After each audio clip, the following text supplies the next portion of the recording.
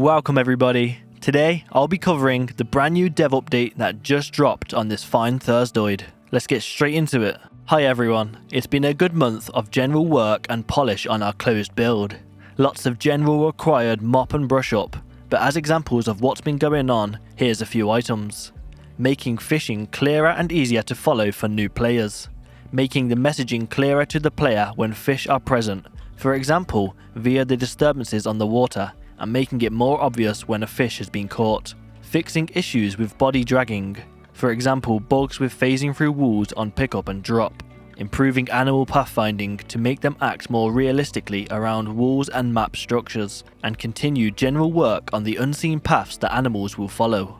Optimization work on the player's view cone to help the game in busy areas. Map testing and fixing throughout new towns added to the game, and all the existing areas that have been given a glow up, which are primarily in Muldraw, adding more opportunities for players who generally don't go to farms and forests to come across animals in-game. And finally, adding 42's new depth textures to scenery and items that testers discover, and that we previously missed out. There's clearly a myriad of other fixes and changes going on also. These and all the above are necessary things, but not particularly sexy in a devlog, for which we apologise. We are also navigating the final implementation of better handling of drainables, used up items in recipes and such, in our revamped crafting system, and providing some neat shortcuts for both our own developers and modders by using input flags for many crafting use cases. Work on the build menu, meanwhile, continues apace, though the fundamentals are in the UI isn't quite there yet, however, so we won't be showing it off in today's blog. So they're making it clear that they are in the final stages of Build 42, which is great news. And now it's just about small changes, tweaking and fixing bugs with the help of testers. And on the note of testing, that will bring out a whole load of new footage for everyone to see, which will definitely bring up the hype for Build 42. I know some of the community's been a bit down on it, but I'm super excited, and it really does seem within arm's length now. Languages. From the very beginning of PZ, amazing community translators have brought so many people from around the world to our game, and allowed non-English speakers to better enjoy the Nox event. Recently, however, due to the extent and expanse of the full translation sheets over 20 different languages, it became clear that it was simply going to be too complicated to keep going in this fashion, especially with the motherload of Build 42 content still soon to drop alongside everything that we on the team know still lies ahead.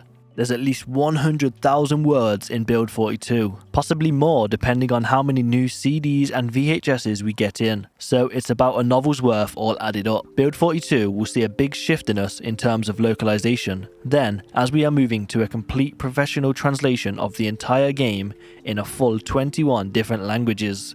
Chinese, German, Japanese, Korean, Portuguese, Brazilian Portuguese, Polish, Russian, Spanish and many others. We have essentially covered all of our most popular playing languages and all of our most requested inclusions.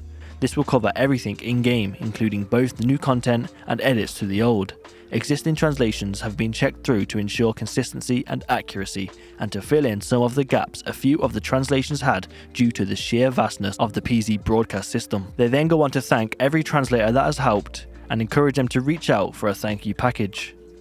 I'm sure most of you watching right now do speak English, especially with my accent. It will be so hard to understand, but having all these different languages is only going to make the game bigger and better, pulling in a huge audience from around the world. Zombie heat map.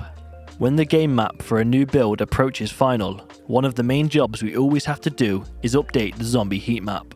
This is what governs zombies that spawn outdoors, around buildings, on roads, around farms and fields.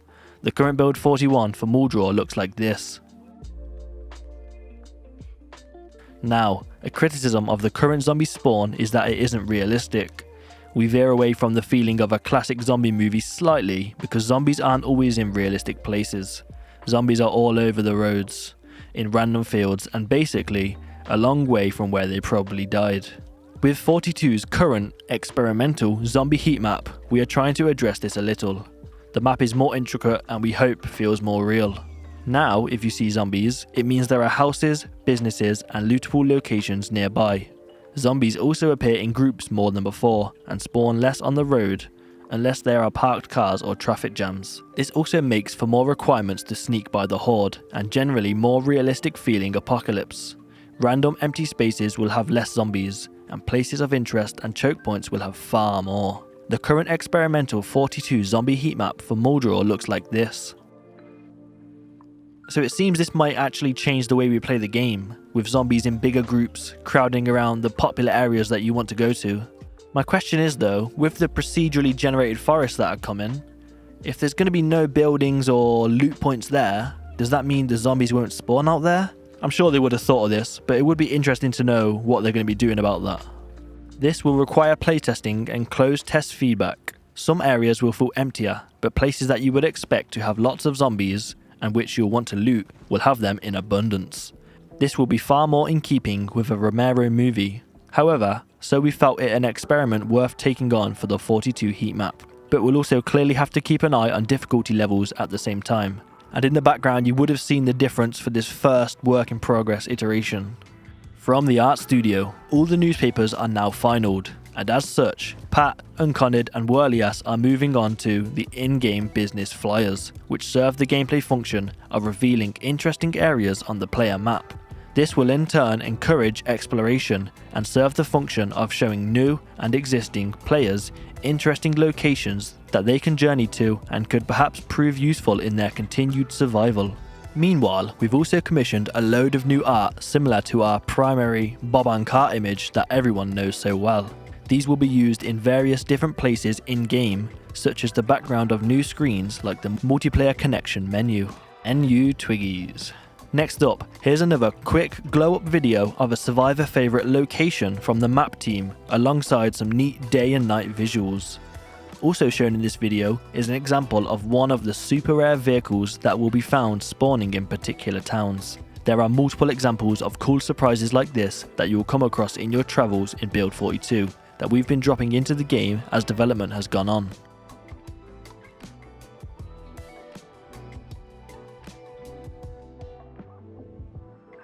The Knob Creek Hunting Lodge has also been converted into a log cabin design, which is one of our own favoured places to hang out on the map.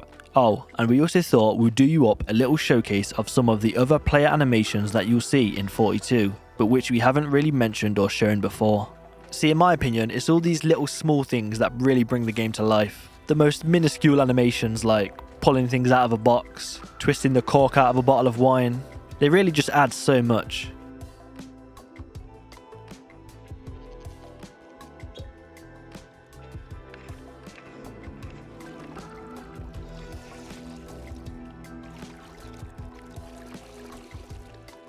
Finally, this past month or two has also seen a big positive shake-up behind the scenes in terms of organisation, issue tracking and general team communication.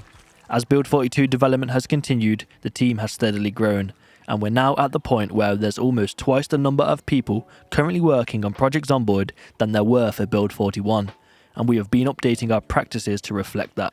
We know that waiting for Build 42 can be arduous, and that when folks point this out, it can feel like they are shouting into the void. But we wanted to let you know that we are listening. While the impact won't be instant while you're looking in from the outside, we are putting both processes and personnel in place that we hope will improve matters as we move forward through 42 and beyond.